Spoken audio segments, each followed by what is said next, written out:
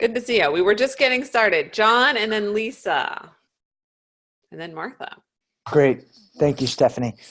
Sarah did a phenomenal job in the team with my one pager, and I'm just very thankful. So,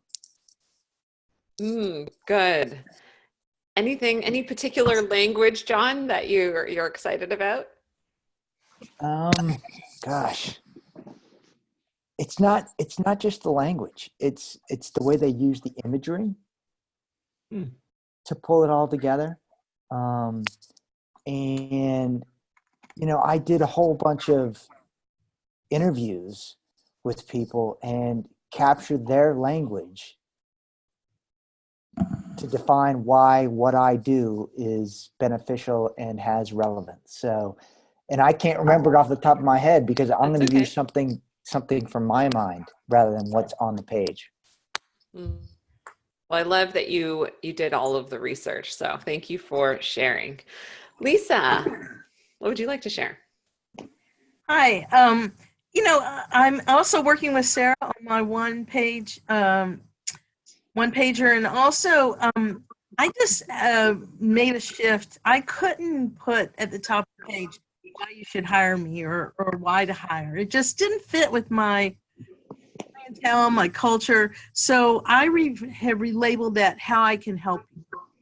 And it's still the same elements. It's just, I just needed to reframe it to match, where I was going, what I was doing.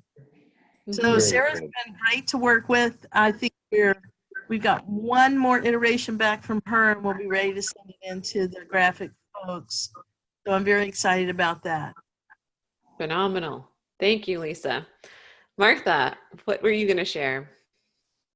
And then we'll get to you, Sean. Just had a great call yesterday with the American Council of Engineering Companies of New Hampshire that Stephanie did a great job helping me prep for right before, and just felt really comfortable. There were 5 engineers that were on that call. I was expecting 2 or 3, but it was a much bigger team than I was expecting. But because of our work ahead of that call, Stephanie, I felt like I was able to tune right in and handle the conversation. So that was definitely a win. Phenomenal. What are I need to ask what the next steps are with them, Martha. How did it go?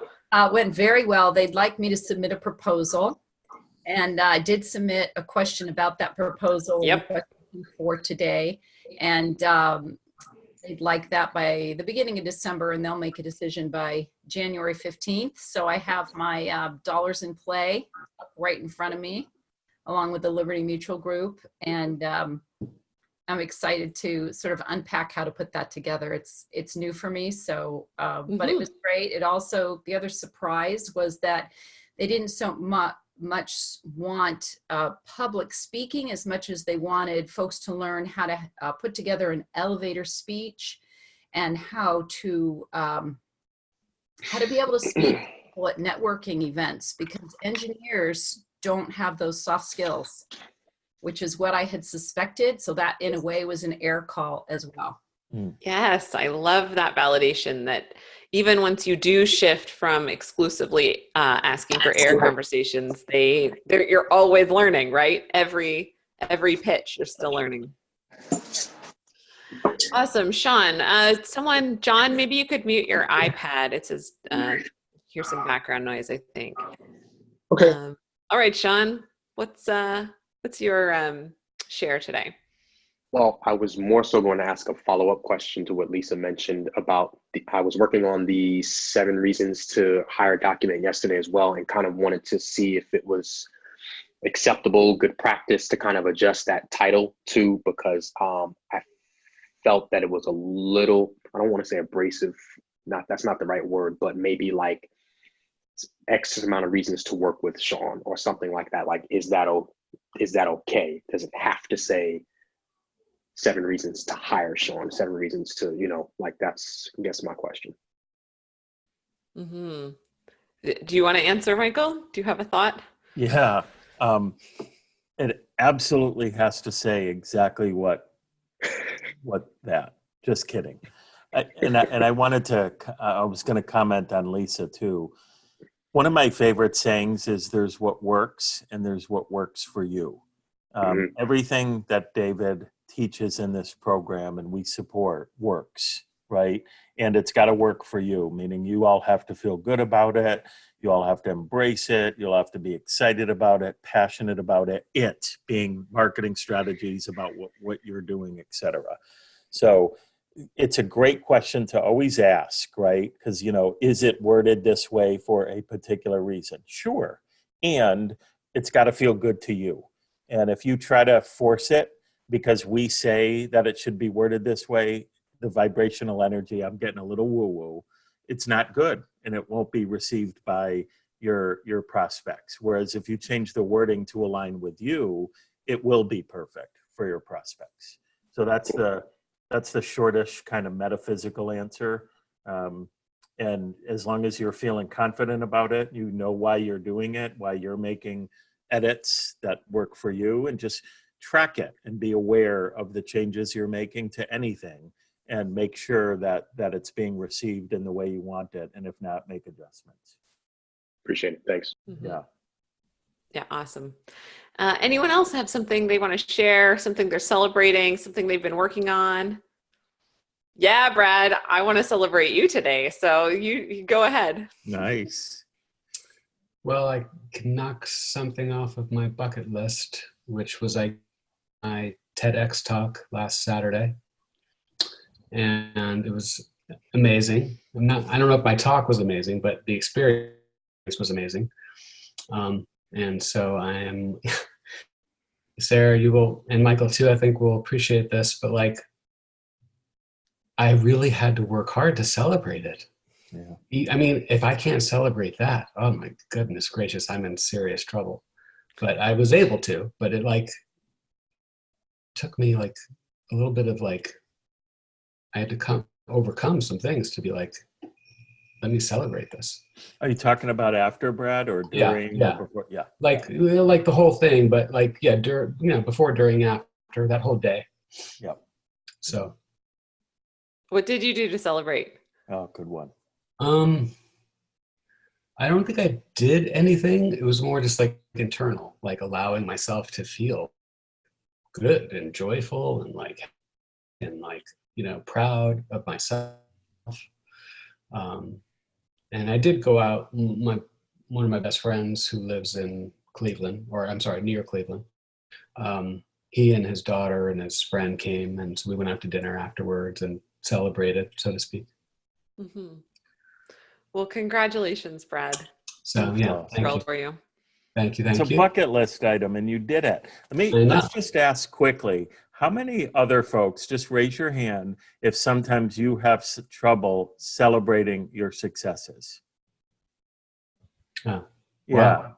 Okay. So I thought I was the only one. That's exactly right. I suspected that, Brad, and I just wanted you to know you're in good company. I think. Yeah, Brad, I was going to say, when I finish books that would take me a year, 2 years, 4 years to do, and the publisher would send me copies of the book, I would just get depressed.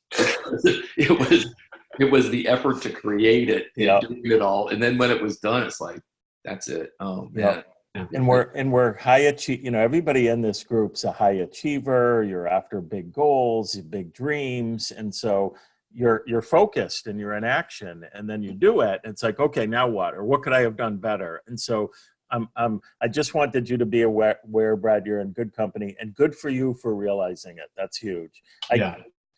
Just real quick, my little system. Whenever I did a talk, I had this little routine that I would go through. And basically it involved a couple of steps, one of which was celebrating what went well and just celebrating that I did it. And two is taking some constructive time soon after, before I forgot, at what I want to do better for next time. Mm-hmm. So it's definitely a balance of both. Yeah. Congratulations. Thank you. Yes, Lisa. I think it's easy to be hard on yourself. What you were just saying, Michael. I know that for many years, I would just almost solely focus on the weak points, and not trying to step back and see the whole thing. And I've worked on that, so I'm much better at it now. But it takes a lot of discipline and practice to not just like go for the holes, but really, celebrate the wins, but also like modulate yourself. Don't crush yourself if it didn't go perfect. Yeah. Because most of the time the audience doesn't know what you think didn't go perfect. Mm-hmm. Awesome. Well, guys, this is amazing. We're going to move. We have a lot of questions today. We're going to move on to our question queue. And the first question is from Marcia. Marcia, is that you on the phone? It doesn't look like your phone number. I don't think it. Oh, and now there's no one on the phone. Okay, so we'll answer her question, but hopefully we can. Hopefully she'll pop on and we can work on it. Okay, in connecting with associations, it seems the time has passed to submit proposals and keynotes. They're already booked for spring conferences. Some also indicate they do not have lists for backup speakers. There are other strategic approaches for securing a paid opportunity with associations during this time of year. And Michael, feel free to chime in on this too. I mean, definitely there is a season for association bookings. So if you guys have come across this, definitely some associations have multiple conferences per year as opposed to just I guess you said the spring conferences, they're already booked. So I guess you'd kind of be moving on to the next conference that they might have, whether it's like fall or winter or whatever. And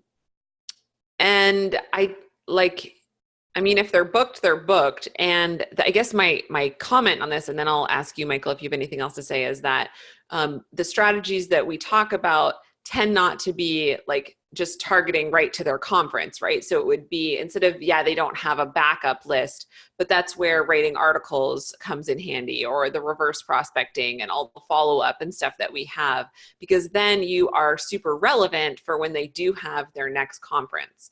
So it's, you might have missed the spring conference, maybe they're all booked, or maybe you start submitting articles, start like being super relevant to them and their audience and really helpful, that, maybe spaces open up. Maybe then you become, if someone drops out, then you become next on the list, even if they don't have a list. So there are ways to kind of be on the list without being on the list. That's how I would kind of answer that first question. Did I miss anything, Michael? I would just say that's to validate that top of mind awareness. That's a big acronym that I always think of. TOMA, top of mind awareness. And then 2 is, yes, like Stephanie said, that might be a fact. And the more local, regional, and chapter, and by local I mean the chapter levels, they book with a shorter time frame. And so typically or often they don't pay as much or even pay, but they still might be great speaking opportunities. And we've talked about how and why that is. But so just keep the pedal to the metal on your marketing. Try not to, and this is for everybody, try not to be marketing for specific seasons. It's just a year-round process. Some will fall shorter, some will fall mid-range, some will fall longer. But don't miss out on the opportunity to book the smaller, more local events in shorter time frames. Mm-hmm. Which then again put you on the list, not list for the bigger ones. The big ones. That's exactly right. Mm-hmm. Before I answer part 2, I forgot to welcome our new people. I can't believe I missed that. We have Roderick Cunningham, welcome, and John. I forget your last name, John Nepper. Welcome to your first call today. I saw a message from Lois. Maybe we messed up the get to know you call, so I will check that message right after this, and I'll get back to you guys on that. But welcome to your call. We have a lot of people not on video today, so love to have you guys on video if that's possible. Maybe for the next call or the one after, because we just get to know you better. We can interact with your faces, and we love that. So hopefully we'll get to meet you, John and Rod. There's John. John. Welcome. I like that, Stephanie. Interact with their faces. Yeah. Hi, John's face. Hi, John's face. Well, that's all we get to see. So. Love it. Welcome. Okay, so the second piece of Marcia's question. In my AIR conversations, I receive leads to organizations or associations that are interested in what I talk about, but want it for free. what are some suggestions or best practices to shift from a brilliance for free to brilliance for a fee position? Leads to organizations that are interested in what I talk about, but the leads want it for free. Okay, so first thing is there's a really great lesson in the modules. I think it's something called like what to say when they say they can't afford it, or does anyone remember which one I'm talking about? Or like what to say when they ask the price, or I can't afford your fee or something. There's a lesson in the sales module about that. Yeah, Brad, you know what I'm talking about? I don't know if you know what it's called. Yeah, it's called, I think it's called, when it's basically when they say your fee is too high. I think that's the name of the module. Or Yeah, something there you close to go. Exactly. So first of all, it would direct you to that because it's really, really good. It's got tons of language around just exactly that, positioning you as the expert about uncovering what it is that they need so that, you know, there's a real value add for that. And I mean, the second thing I would say about this is that this is a lot harder when we can't engage with Marcia. Oh my goodness. The second thing I would say is that if people want it for free, I mean, they just might not be your clients ever. It's definitely possible that you've gotten a referral, but it just might be a bad referral. That's certainly possible. And I'm also just wondering about the air conversations, how you're positioning it in the air conversations, if the people you're talking to in air conversations think that it's free also. So there might just be some questioning. I suspect it's kind of like the upfront framing as well, and then how the referral is taking place, that it's making it sound like this is a free service. There's probably something wonky going in there. Yeah. So Marcia, if you're watching this recording, we can also talk one-on-one about this too, in case I missed something. Can I add a quickie, Steph? Yeah, please do. I love little transition sentences or questions. And one of my favorites in this is, might I share with you, let me just capture it. I had it a second ago. So, something to the effect of, would you be open to me sharing with you how paying for my talk would actually be better than you requesting it for free? Good language. And again, and just to be clear, I always like asking permission to start delving. So it's kind of a loaded question. They'll typically say, okay, sure. And then you ask more questions, right? Including, but not limited to, why might you be looking for this free? Could you see a scenario where paying for it would actually be advantageous to you? And then this is a bigger training or teaching. There's more of this in David in the modules, but it's about the value conversation. But that's a great little segue. Just being direct. Don't ignore the elephant in the room. Just flat out ask to talk about it. Yeah, super good point. And we actually talked about this, I think, on the last call, Thursday, maybe, about which budget is it coming from? If it's coming from their social budget and they've got $50 or whatever, yeah, they want kind of free speakers or something like that. But if it's coming from the value position, which I know Marcia is absolutely, she's talking about diversity and inclusion and stuff that companies have budgets for, then yeah. There you are. Hey, welcome. Hey there. And we're just the tail end of your question. I don't know how much you heard. Value. Oh, okay. Okay, so we're at the tail end of your question. So I was just saying that about where they have budgets for stuff. So if some budgets, they don't have budgets for it, but in your case particularly, they do have budgets for things like diversity inclusion often in companies. So finding out where that budget is. So you'll definitely want to go back and listen to the recording for this, because Michael had some great stuff, and we're just finishing up your question. Cool. Mm-hmm. Awesome. Okay. We're on to Gary's question, but one of them Michael, I think you're going to answer it next, but did everyone just to jump in? Did everyone see David's video yesterday? I think it was yesterday on taking imperfect action, perfectionism, go before you're ready. I know Gary, you saw it, so I'm just bringing it to everyone's attention. Yeah, it was great. He did a live thing on Facebook. I'm sort of jumping in on Stephanie. I had asked this question that you can see in the chat about taking imperfect action in going before you're ready. And I interpreted that as just jump in, call the CEO and say, hey, let's talk about a speaker. And it wasn't that at all. And so David did a wonderful 10-minute improvised session on Facebook, which you can still see. And he answered this question. So if you want to skip this now, if everybody else wants to just watch that video, it was just bullet point, bullet point, bullet point. Here's how to do it, and here's what you need to do before you go into that imperfect action or the start before you're ready sort of concept. But it explained it there. Unless Stephanie, you want to recap it. Well, I definitely don't want to just rehash the whole video, but for one thing, to go watch it, David talks about how when you are ready to go before you're ready, and when you're definitely not ready to go. Right. There are scenarios where no, you're not ready. Don't just dive into stuff, but there are scenarios where, and we've talked about this on a few calls before, so you guys can definitely watch that. And then Michael, I don't know if you want to take the second half of this question about marketing language bank. Sure. My next question is to work on my marketing language bank. Any tips from folks who have done this before? Question. I'd like to avoid any busy work so I can accomplish it quickly and effectively. Thanks in advance. First of all, point number one, give yourself a deadline.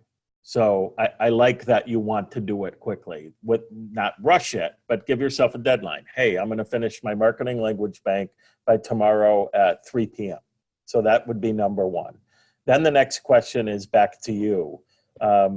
What do you consider busy work, and what do you mean by tips? Because we will have more info for you and perhaps from others as well. Yeah. But by busy work, I don't want to go down like a rabbit hole and go off on some tangent that's going to take me to the place I need to go to find the information. I know it's in the module, but I didn't know if people who've done the module and doing challenges and problems, issues, or whatever, plus industry have done that and found, hey, here's a quick way to do it, an effective way to do it, not to get too much information, but get the best information. Perfect. Anybody find that for themselves that can share their experience with Gary?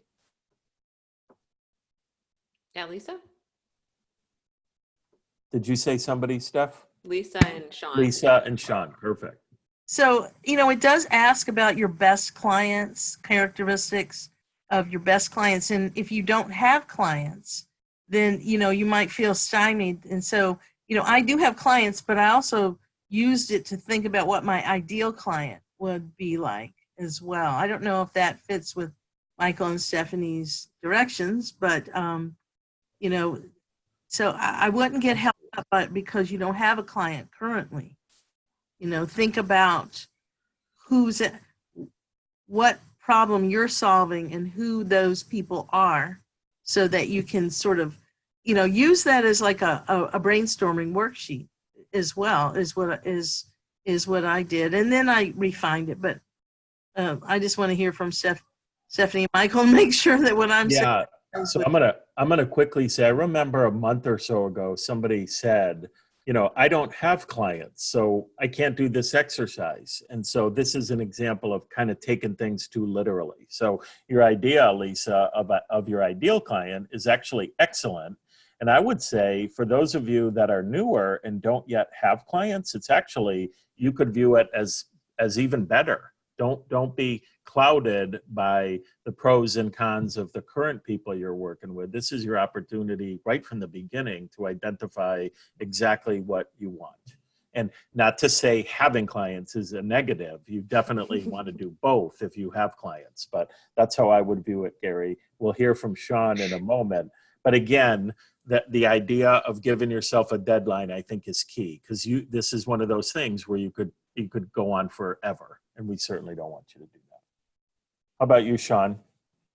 I was just going to suggest I've kind of made a informal agreement with myself not to start from a blank page, and it's been very useful for me. So like Gary, I know you have several books, maybe a website with information that you already have and can glean from, that has been extremely useful for me to, just kind of pick and choose the copy. And I wrote the book with a specific audience in mind, so I took stuff like that from there and just put it in there and made it fit where appropriate. Absolutely. Don't why start from the beginning? You probably have more clarity, all of you, on this than you even think you do. So well said, Sean. And could I just ask Sean one thing? Absolutely. Sean, the clock behind you is at like an hour ahead. I never adjusted it from daylight savings time. It's been bugging me for the last 2 weeks. I'll fix it, I promise. How do you know what time zone he's in? He can't be anywhere else other than here, I think. Thanks. Marcia, No what were problem. you going to add? Oh, yeah. So what about this whole client avatar build that people suggest you do when you're trying to figure out your ideal client? I mean, are you talking about looking at psychographics, demographics? I mean, because, for me, it's really difficult to nail it down right now. Michael, do you want to keep going? I'm thinking. Okay, yeah. Marcia, so could you start the question from the beginning again? Are you riffing off of what's already been said, or is it a distinct question about your target market? Right. So about the ideal client? Yep. Okay. Are we talking about psychographics, demographics? Because when I look at it, I can look at it from many different angles, and this is why I can't get clear on which one I want to go with. And is it because when you say you can't get clear, because are you tying that to the fact that you are looking at from so many angles and you're not able to identify the congruency between the different angles you're looking at, or are you trying to look at it from too many angles? Because the short answer is both psychographic and demographic is good. It's a yes for those. But if we remove the industry, right, and we're just talking about speaking to the person, that's where I'm trying to evolve the idea. So are we talking about high-level people, mid-level people, frontline people? Well, unless I'm misunderstanding you, I think that's up to you, right? You're to determine that. When you say, are we talking about high, mid-level, line level, et cetera, what are you asking us, or are you identifying? Yeah, I mean, what do you think? In terms of D&I, right? You see a lot of literature right now because I get a lot of Google alerts, okay?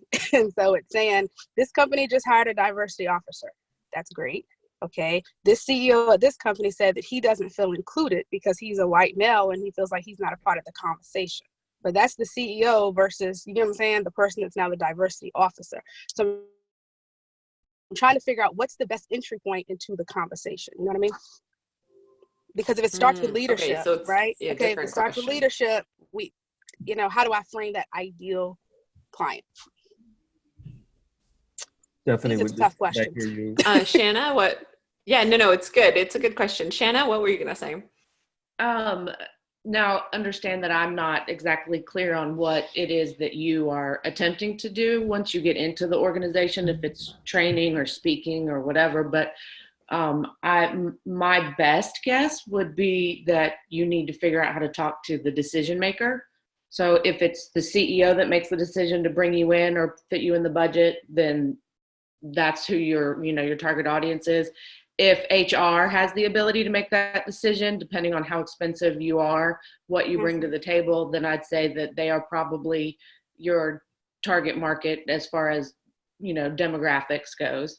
But again, to me, we've always focused on who's the decision maker, who's going to write the check, who's going to be able to make that decision.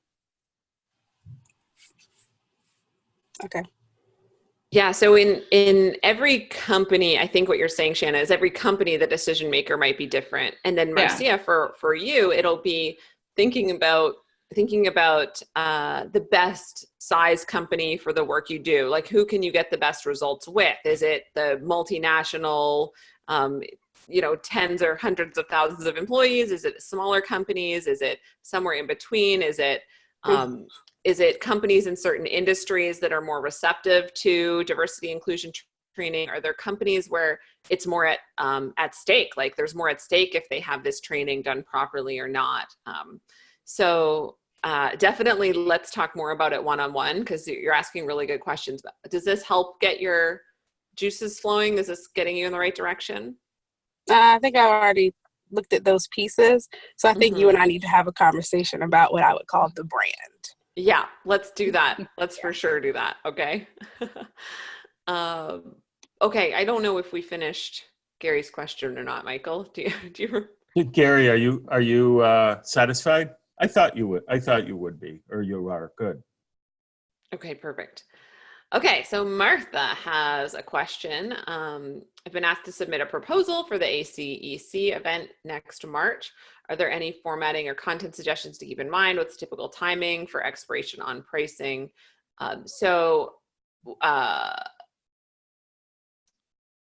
Morgan just posted a link in there, and it's got templates. Have you had a chance to look at those, Martha? I have not, but I've got them in my notes now. There's also a follow-up question that I thought of, and that is, we touched on this earlier in the call, but it's really, when I was on the call, they intimated that perhaps the pricing would be different in speaking for this local chapter of the New Hampshire American Council of Engineering Companies than it would be if I was, say, working with Liberty Mutual, who I'm meeting with tomorrow. Just, the guy was, executive director was saying, I don't want to undercut your pricing, but we don't really make any money on this event. And so I said to him, can you give me an idea of how, what funds you use to cover it? And he said, it's basically what we charge people who attend the event. And I said, well, can you share that with me? And perhaps I can back in some pricing that will make sense for both of us. And he said he would. But that just sort of raised the issue of when you're speaking for an association, particularly a local association, do they typically have lower fees, less funds than when you're working with these larger corporations? Like, sometimes yes, sometimes no. Sometimes we've heard of people getting paid a lot more for a local association gig than for a national association gig. Like, it does totally depend, but this is where it's going to come back to the value. So why do they want you there? Like, why would, so they're charging a ticket price. Yeah. So they've decided the value of this event, but perhaps, like, maybe if they're trying to super lowball you on pricing, then maybe that you're not a great fit for a big event, but maybe they want to have people sign up for you on a smaller scale. Maybe their members want to come and sign up for you that way. Like, it's once they see the value that you're delivering and the results that you can deliver, you can sometimes think a little bit outside the box as far as what makes sense. But let's say your fee is $5,000. Like, let's say you pitch them $5,000. I know you didn't, but let's just say, and they're saying, well, really, we've got a budget for $1,000. Then you might just say, oh no, like, that's not how I work. But if if this is valuable to your members, we can maybe work out something at a different time, then fine. But if the price is really, really close, then maybe you don't throw in some of the other extra things you were going to throw in, or maybe, it depends. You have to feel really good about what the price is. And you have to remember that if you say yes to this, you're saying no to something else, right? That could be in your calendar, or could not. Yeah. And I did talk about that with them, that we could a la carte some of the items that were enclosed in my original proposal to them, like the online course and the follow-up one-to-one sessions, so that they can sort of pick and choose what they want to fund, and that will help us back into the number. But what I'm hearing today, and just correct me if I'm wrong, please, is that each situation is unique, and that you really have to tune into what the needs are of the people that you're speaking with, where their budget is and if it meets where you live and where you work. So I'm not saying that you need to come up with a separate price for every person. Like you're going to charge $3,000 for someone and $8,000 for someone else. And like, oh, do I want like you have, I know you have your price list. And so you'll want to be like reasonably close to what you've come up with there.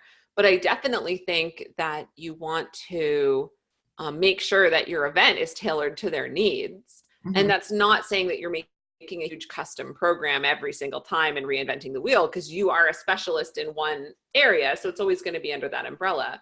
But each event may have its nuances, and you may want to switch things up a little. One thing I want to just, in case you missed it in the course, there's a super awesome example of some other things that they could provide you in lieu of financial compensation. Oh. So for example, let's say they would give you the speaker, like a video reel.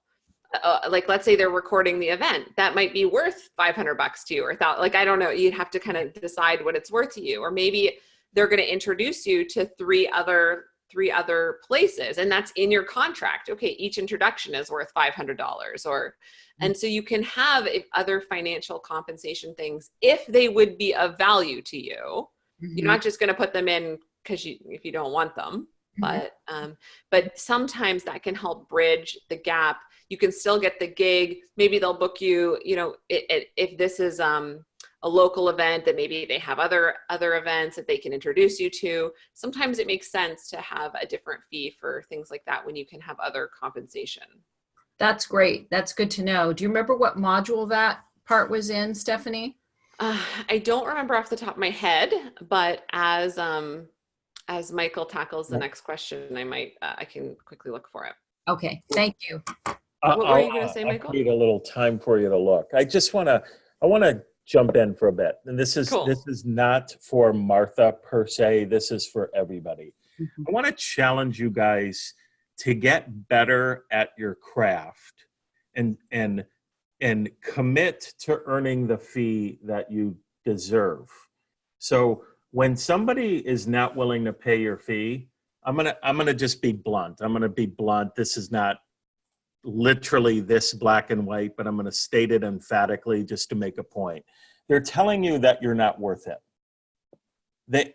Like another great little transition question when somebody is struggling to pay your fee is say, you can either name somebody or you can ask them. Like for me back in the day, I would say, would you pay $7,000 for Tony Robbins to come speak to your audience? And they would say, well, hell yeah, of course. Well, let's talk about, if you can find $7,000 for Tony Robbins, you can find $7,000 for me.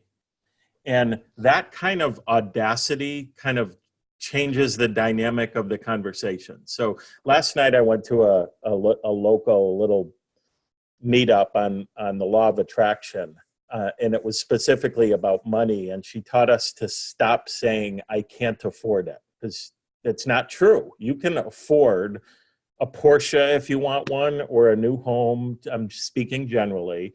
But if you don't get one, you're making a choice not to do it. If your life depended on it, you could figure out a way to pay for stuff that you want. And the same is true for meeting planners. And so I'm just challenging you to kind of raise your vibration, have that attitude. And if they're not paying you, look at yourself and say, what do I need to learn? How do I need to get better? So these people are calling me and saying, would you please come speak to my group for $10,000? Questions, comments on that? Just challenging it to kind of get to a new level. And it might not happen overnight, perhaps it will, but start thinking like that and committing to just getting better, so that you don't have to keep messing around with fee conversations. Gary, Thank it looked so like much. you Yeah. And no. and then Rod as well has his hand up. So no, Gary, had you raised your hand? No? Okay. And then who did you say, Stephanie? Rod had something to share. Rod. Mm-hmm. Hi, I was just recently speaking to my fraternity, and for our annual Founders Day event. And what I found is, well, we're not allowed to charge our fraternity per se. But since I have a book that I priced the way that I decided to price my book, I had that choice. I told them I would not charge them, but that they would have to pay my travel fee and that they would have to buy 100 books.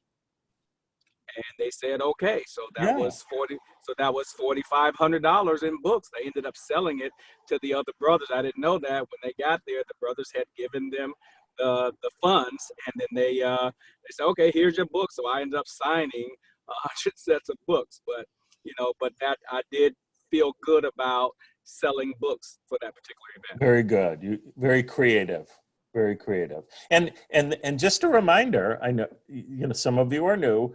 It's okay sometimes to speak for free, right? If you declare that it's your target market and you can make an offer and you can walk out of there with some revenue, book sales, consulting sales, coaching, training, further, like Stephanie said, further win-wins where you're trading, great. And the purpose of my little rant there was to just challenge you all to get fed up with people not paying your fees and do something about it. Get better. Okay. Did it give you enough time, Stephanie, to put the... Oh yeah, I posted in the chat, module 6, negotiating smart. And then if you look in the summary, there's a negotiating menu. Cool beans. Mm-hmm. Do you want to do, or who's next? Brad? Do you want to do Brad, or do you want me to do Brad? Let me just pull it up. Got Brad and then Shanna. If you've read it, go ahead. I haven't read it yet. I'm still confused how I can position my speaking services over my potential training services. David talks about digging into your prospect's pain points so we can potentially offer a solution if we indeed have one. I think this might tie to what we were talking about. I see this from the angle of a corporate coach or trainer, which I don't want to be. But I don't see it from the angle of a speaker, which I do want to be.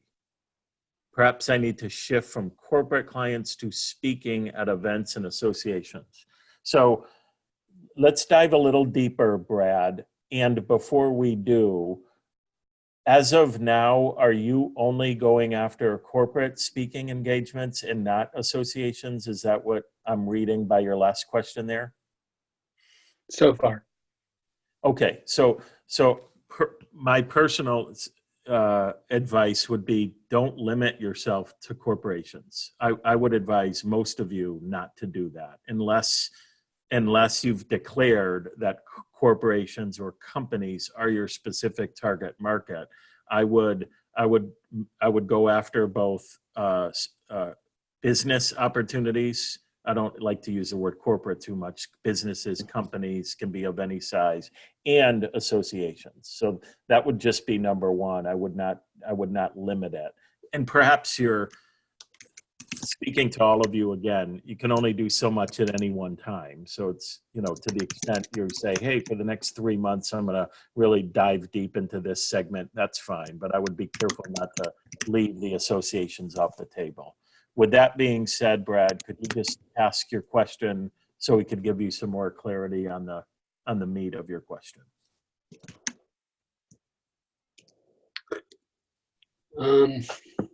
You're wanting to... Yeah, I guess. Go ahead. I am...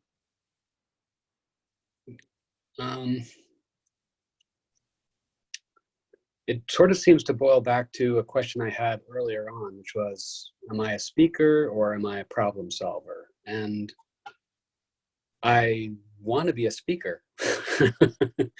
I think of problem solvers as like, okay, I can speak, and then if people like it and want it, then I could potentially have solutions that I would go in as either a corporate trainer or just I have a system or I have a this or that I would go in deeper with, but that's not really what I'm interested in building or doing. So it just makes me wonder, well, it does make me wonder big questions like maybe I'm just all the way off track, or maybe I'm just a little bit off track. And instead of worrying about corporate training, which I don't want to do, maybe I need to switch my target market to people who just need a speaker and someone to come in and has a message that aligns with their group or their members. And I can come in and do my speaking. And then, I don't know, I don't really, as much as I keep hearing don't leave money on the table, I have no interest in doing like training, coaching, consulting. I have an interest in research, writing, speaking. And so that's what I want to monetize. Okay. So Brad, your target market is neither associations or corporations. Those aren't target markets. So I know you said those words just now where you implied perhaps I should shift my target market from corporations to associations. So are you aware that thinking is not, your target market are, well, you tell us, what is who's your target market? Well, I thought my target market were organizations that believe in the value of love, purpose, and connection, and want to figure out how to energize to get back and remember the fundamentals. And when they do remember and install these fundamentals, then they're going to have more productivity, more profits, and less burnout, less overwhelm, less turnover. Okay, good. I think I might stand corrected. That was very clear. And do you have a specific type of company that you're looking to work with? I haven't like narrowed down a type of company, other than companies that I know are already already establishing like employee well-being initiatives and programs, and they're already sold on the concept. Okay. And then a couple more quickie questions. Are you, so to be clear, there are associations that cater to people who want the things you want to teach to corporations. So is that just a question or a statement? That was actually a statement. I guess I think I worded it as a statement. And my question is, are you aware that there are associations that okay, so that's just something to be aware of. You can talk more in a one-on-one session to find those people, but I think that's an opportunity. The part about not leaving money on the table and not wanting to be a coach, a speaker, or a trainer, just for everybody's edification, if this goes back to the beginning of the call, there's what works and there's what works for you. So if you choose, I don't want to do any of that, I just want to be a speaker, that's not what we recommend. However, you got to do what works for you and what you feel good about. So my recommendation would be, if you don't want to do any of that, at least for now, then don't. You just have to get great at being a great speaker and delivering awesome return on investment so that people want to hire you and keep on doing the outreach that I hope you're doing, the 5 a day times 5 days a week, 100 a month, and you will start to book gigs, plain and simple. Have you, well, let me just stop there and ask thoughts, comments, questions on that. So Shanna and Lisa have comments. Sorry, go ahead, Brad, you first. Yeah, just quickly, I guess, to respond to Michael, I guess I'm still struggling. Okay, so if I take your advice, do what works for me, focus on speaking and being the best speaker, I guess when I go back to the modules, maybe that's part of what's getting me stuck too, because the way David talks, like in almost every piece of information he's trying to get across to us, he's like, you've got to understand their pain points. You've got to understand why are they going to hire you. You've got to understand what it's costing them. And I'm trying to balance that against, okay, as a speaker, how am I going to explain to them, well, my fee is, let's just throw a number out there. My fee is $10,000. Well, how do I justify the fee if I'm not going to have follow-up solutions and answers? Okay, I can help you there very quickly. what is one reason? We did this, I think, on the last call. What is one benefit of a company bringing you in? What is one thing that they could get from working with you? Not that you're guaranteeing it, but what's one benefit? From a talk, from a thank you, Stephanie. From a talk, from a plain old 60-minute talk, what's one benefit? What's one principle that you're teaching them that they could benefit from? The principle of returning to a foundation that actually, after one 60-minute talk, would be, I think, powerful enough for people to make and begin the process of making foundational changes in their life that could alter the course of their entire rest of their life. Okay. And what is one benefit to the company of a participant in the audience from that company? What's one benefit to the company of that employee making those changes in their life?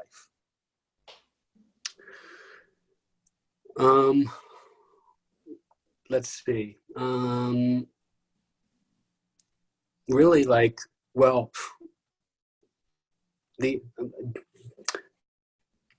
if that were true, then you would expect that employee to have feeling a lot more engaged. So what will that benefit? How will that benefit the company?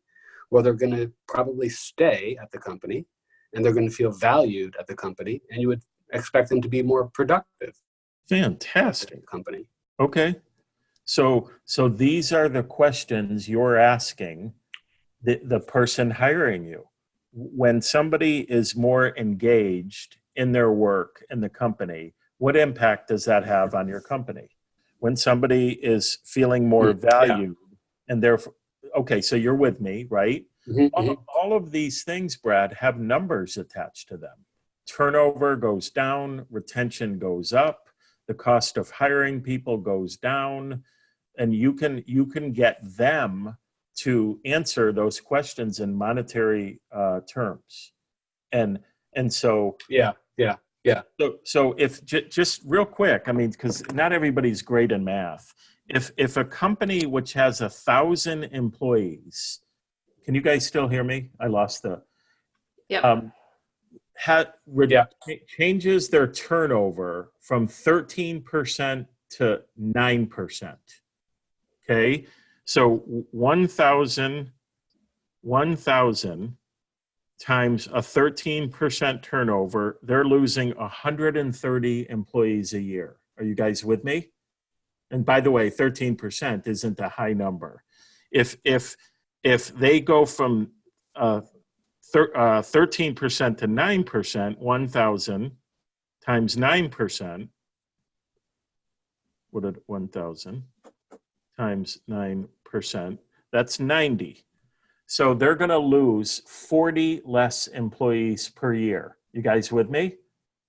Mm-hmm. According to the SHRM, what is the average amount, the cost of turnover? Does anybody know that number? It varies, but there's a range. Do you guys, anybody know what it is? It's typically 1 to 3 times a person's salary. Okay, so let's take 2, the average, and let's say the average person's salary in this company is $50,000. So 50,000 times 2 is 100 grand times 40 people, 100,000 times 40 is $4 million in turnover savings. Now, I would think if they could see 1/2 of 1% of a chance that their turnover would have that much, or even half or a quarter, or even a tenth of that impact, they're going to pay $10,000 for the opportunity to save, what was it, 40 million? 4 million. Mm-hmm. 4 million. Mm-hmm. And for those of you that think I'm full of shit, this is not full of shit. Like, this is real. Okay. People will hire you. All right, Shanna? Yeah. Well, me, Michael, that helps me. I hope so, because I really, like, No, this isn't, I want you to really get this. So I'm glad. And that is just one example, Brad. Productivity, you said it, engagement, productivity, teamwork, absenteeism, etc. Shanna, go ahead. So yeah, based on what Gary and I do, you're 100% correct. I would say though to Brad that, before I get to my question, I would say though to Brad that changing an employee's engagement and satisfaction in an organization will take a lot more than just a 1 hour talk. You have a huge opportunity there to find something that you can drill down on as you do your speeches and listen to the feedback and everything, that I bet one day you will come up with some kind of solution to be able to offer after your speeches. But my original question for you was based on. Before you go to his question, Shanna, can I just chime in? Yeah. I'm kind of doing a little trick on Brad here, quote unquote. So I know. No, don't trick Brad. I'm kind of joking, but I'm kind of not. Brad, don't worry about pass the talk. Just get them to hire you for the talk. Because the talk, Shanna, would you agree? They may not get the impact that they would if they hire Brad long term, but he can spark change with a 1 hour talk. He can create excitement. Right. If it's like a retreat, he can definitely create excitement. He can get people, but I don't know. I can't help but feel like one day he's going to find something more in it. He will. The organizations. He will. But if we try to, and I'm talking about Brad right in front of him. If we try to get him to adopt coaching and consulting right now. Oh, I know. No. Not do it, right? So obviously, Brad, you don't know what it is right now.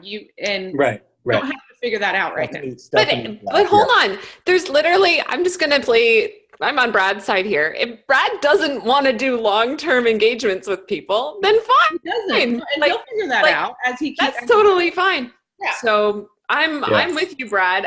And I think you could go around and charge 10 grand for talks. You get into one association, they send you to 50 chapters. You've got years worth of work because you're working for 3 or 4 associations and you're good to go. That's okay. Other people want to do it differently. They want to go into a couple corporations a year. They want to make their impact there, and they can go like that. Stephanie, I'd like to ask him my question if that's okay. Because I don't know if this is helpful to him or not. But based on what you say you're wanting to do, give me your 3 words again: love, connection, and purpose. Purpose. Okay. And you like research and that kind of thing, right? How much have you delved into what anxiety and depression does to an employee in a work environment? Lots on the first half, but not much on the second half, meaning that in terms of the effect on an employee inside of a company or a business, that I haven't done. Well, I can tell you from personal experience that being unhappy at your job can be a huge trigger for going into a deep depression. When you're not happy at work, you're not happy at home. Yeah. And so there are a lot of organizations right now that are bringing in some kind of mental health type help. So if you, with your research and all of that, if you were able to kind of hone in on something like that, and the only reason that I made the connection is because I'm currently reading a book called Lost Connections. And the whole idea is it's not the medication that's going to fix us. And trust me, I take plenty of them and they don't fix me. But it's the connections that we've lost in life that are what's going to fix us. And like you said, love, connection, purpose. This gentleman has done years and years of research with doctors and everything. And he's finding that it's not the drugs that are actually going to help us. It's the connection. So if you can find a way to tie that into what employees are experiencing at work and help them fix that, or at least bring it to the attention of the company and the CEO and the people there, let them make the connection. I bet you that that would be a big niche for you. Yeah, I love that. And actually, I mean, just quickly, the whole message that I just gave on Saturday was how As a society, we hear about like smoking, alcohol, obesity, exercise, but the actual research tells us that social connection is the most powerful risk factor on chronic disease, including mental diseases. So that was my whole message: is we're missing out on these opportunities. Delivering that message. Yeah. Okay, guys, we got to wrangle this a little bit here because we've been talking about this for a while. Lisa, you had something to add. Then we're gonna close the door on this. Okay, so Shanna, love what you said, and what I wanted to say to Brad was, I think the only 3 reasons why people hire speakers is for entertainment, inspiration, or to solve problems. So don't be afraid about the solve problems things, because this conversation has really revealed that there are problems that you can actually address. And I think if you can drill down on practicality, like what are the 4 things that people can take away from your talk, then you are solving problems and you are benefiting both individuals and the business. Cool. My 2 cents. Yeah, thank you. Thank you, Lisa. Quick thing, Michael, Leslie asked to find those agencies that you mentioned to Brad, what are they referred to? I don't know if you remember what you were talking about. I don't fully remember. Oh, to be clear, they weren't specific agencies. They were just simply Google associations with the key, like Brad would associate heart-centered associations that cater to blank. And it's just amazing what you'll come up with. Awesome. Okay, thank you for that question, Brad. Obviously that hit a lot of people here, and I know that that's helpful, so thank you. Sure. Okay, Shanna, our last question for today. Based on today's standards for websites, should we lay out all the info and details regarding our product and how we do our training, etc., so people can educate themselves, or should we provide enough to pique interest and hope they reach out? What's the balance? Okay, Shanna, I have not split tested this, so as far as like official X% is better, X whatever, I don't have the answers to that, but here is what I would say. And this may be a little bit different for you guys. You have an established brand and following possibly, but I would say for most people in this course, they're not going to be found on Google, and therefore their website is not going to be the first point of contact for most people. So I would not expect your website to do all of the selling for you. In which case, that's a really important point that you wrote here for the second part, so people can educate themselves. I would say your website would want to have, and your follow-up process and your engagements with people do want to have pieces of education in them. I don't think it has to be one sales page that's a mile long that has every single thing that you do. Maybe you guys prefer videos, maybe you have some infographics, maybe you have blog posts. So there will be stuff on your website like downloadables, articles, research paper, white papers, those kinds of things.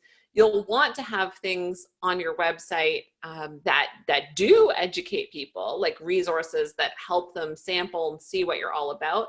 But if your question is like, does it have to be in a big detailed sales page? I would say no. If the goal is educating them, then we can use different things for that. That's the kind of the start to your question. Am I on the right track with what you're asking about? Yeah, so kind of. This is where I feel like Gary, Markle, and I are different because we do have a product that we've been selling for 20 years. We have more content than I can wrap my head around. And I'm personally struggling with what is the most important thing to put on the website versus what is just too much information that might lead people away. And by saying that, I mean, all the way down to what's on the forms that we use for the conversation. And there's so many details that in the past we have included on the website. But my website person is telling me that we don't want to give it all away. We want them to say, okay, it's enough that I'm interested. I need to talk to somebody to find out more. Yes. So knowing how we've built websites in the past, knowing Gary, and he is a very, very much a let's give all the information kind of person, because it's just all in there and he can't help it. It's just what it is. I want to do a good job of not following that path and doing too much, but also not being too conservative. But when I go look at other websites, there are a lot of people with a product like similar to what we have, that it's just a 1 to 2 page, 1 to 2 scroll kind of thing. And it's an image and a little blurb. And then if you want to know more, you have to talk to somebody. So trying to figure out what that balance is, because it's not about his speaking, it's about the product. Right. So things that you're for sure going to want, you're going to want some testimonials that have good numbers in them, like case study metrics, right? And so you're going to want those. You're definitely going to want, I know you guys have a signature system, right? So you're going to want to lay out what the pieces of that signature system are. You don't need paragraphs and paragraphs for each piece, but it's like, if you work with us, we're going to take you through this 6-step proven system. Here are the 6 components of our system. Usually there's some sort of graphic or some sort of flow, like you can see it pictorially, and then usually there's some bullet points for what that system includes. Having images of logos of companies you've worked with before is going to be really powerful. And then the pieces that you really, really want on that page are answers to kind of like, not that I would say have an FAQ, you can have an FAQ, but this is where the marketing language bank comes in. You're going to want all of those, that really key language. What are they struggling with? Lay that out. How is this going to help them? How is this different from what they've been struggling with? How is this different from what they've tried before? How is this different from your competitors or from other solutions that they might want to try? So you're not giving away, like, here is how you would do this yourself, right? But you are giving them tons of this like context where you're speaking their language. So when they're reading it, it's like you're mind reading, right? When they're reading it, and you can go into lots of details about their pain points, about how this helps solve the problem. How does it fit into the industry? What is industry standard, and why is this better?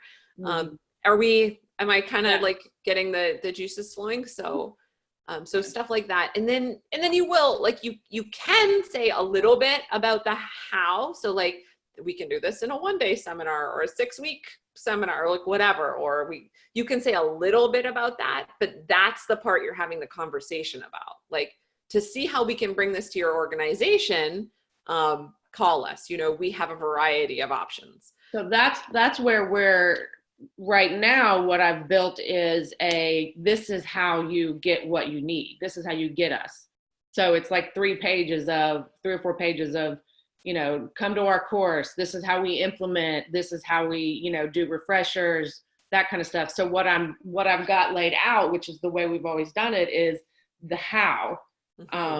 We've got some what, but it's a lot more of the how. And so that's where I'm starting. That's where my web person is pushing back, saying, you're giving too much of the how. You need them to ask you how, so that you can then, we have an overview, so that you can then go through the overview with them.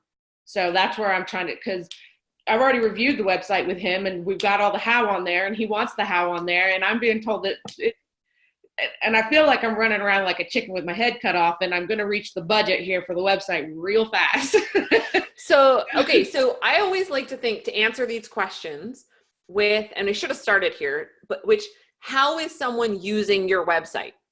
Are they using your website? Are they showing up to your website, having never heard of you, showing up to your website and clicking buy? No, they've heard him talk. He's directed them to the website, or they've heard about it, Googled it. We have tons and tons of organic SEO. We're redoing a website that existed for years and years, basically. Okay. So if they're not going to go on the website and click buy, they have to call you first.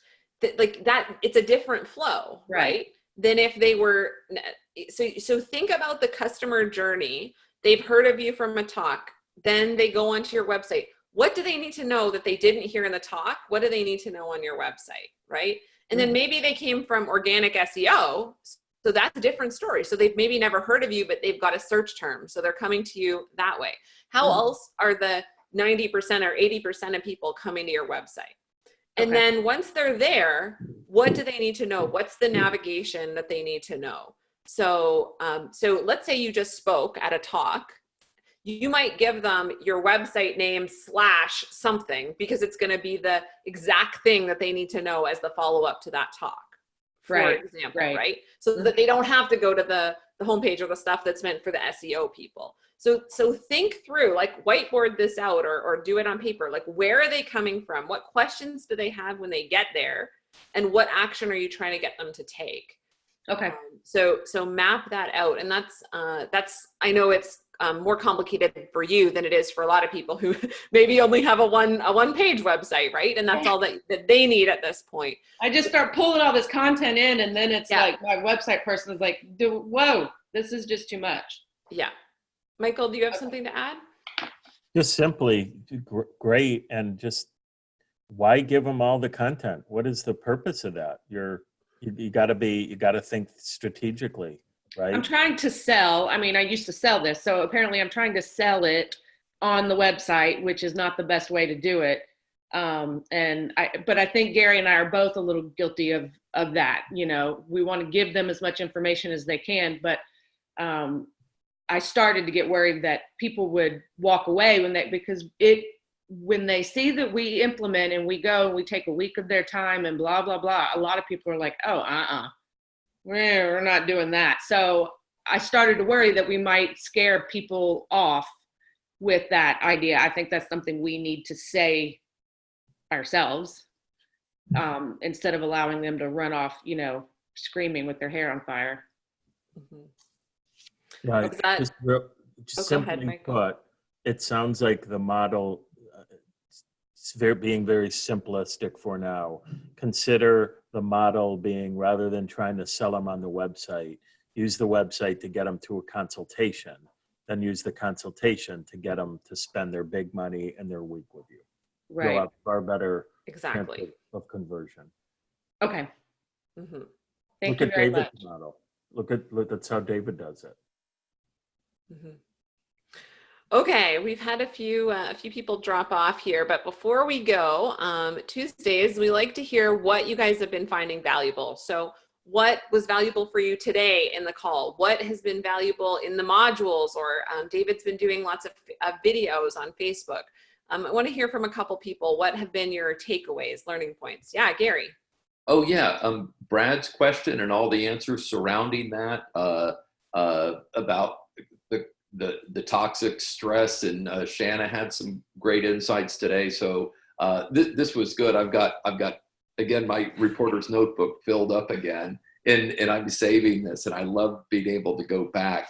But it's just like it's I think David used the word mind spark. It's like everything's sort of firing now, because I start to see all of these possibilities, which is incredible. So thank you, and you, and you, and you, and you. Phenomenal. Anyone else have something they want to, that's been insightful for them? Yeah, Michelle. Michael, that talk on undervaluing and just asking for and believing in what you're worth, that's a big one today for me. So thank you. I love it. Mm-hmm. Yeah, Michael, you were on today. This was a good call. I'm juicing. That's why. I love it. You've got a clear head. Well, John and Rod, I hope we didn't scare you away today. We got into some real deep dives on some of the questions. Any parting things before we sign off today? No, good conversations today. Awesome. See you on Stephanie's favorite day, Thursday. All right, you guys have a great day. Wonderful to see you. Bye. Bye.